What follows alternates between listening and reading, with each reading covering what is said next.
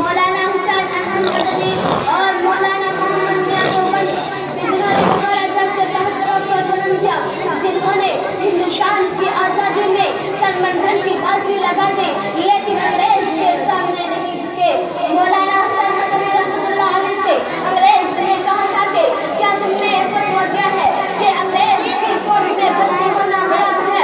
तो फरमाया हाँ, आज भी मेरा यही फतवा है।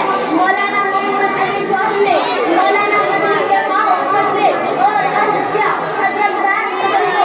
तो मौलाना मदनी रहमतुल्लाह अलैह ने फरमाया, अगर आज मैंने अपना बयान निकला तो उम्मत की कसम ईमान हो जाएगा।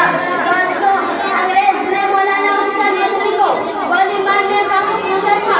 जब कराची में झटका हुआ तो लोगों को यह ख्याल था कि मौलाना हुसैन अहमद मदनी स्टेज पर नहीं आएंगे, लेकिन मौलाना हुसैन मदनी वो मर्द मुजाहिद थे जो कंधे पर पकड़ रखकर स्टेज पर आए तो अंग्रेजों को पीटी और गोलियों को मुझे मुकाबला देकर कहा, ये फिरती है बुलबुल चोंच में गुल, ये फिरती है बुलबुल चोंच में गुल, शहीद नर्द की तुर्बत कहाँ है?